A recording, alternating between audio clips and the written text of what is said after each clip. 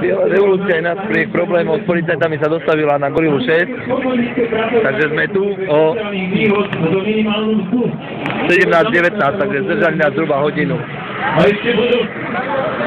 A ešte budú vydierať štát, ktorý ani nepomôže dotáciou alebo ďalším odpustením za ním, prepustia 1000 ľudí. Naši ľudí využívajú tak, že ich príjmu na skúšovnú dobu na 3 mesiace a po uplynutí skúšovnej doby ich vyhodia z práce aj z ubytovne, ktorú ich tak blahosklonne núkajú, keď ich lákajú na otrockú prácu na krátku dobu za almužnosť. Po 3 mesiacoch im zoberú vedúci o živote, o istotách, o všetkom. Naše deti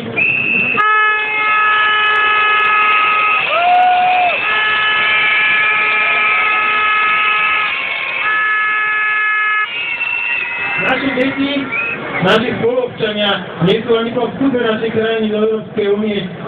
Čím sa tak dúri za ostatní euroválovci, tak radi chvália vítané. V 21. storočí ako členom Rady EU sme v Anglicku, či v Nemecku alebo Francúzsku.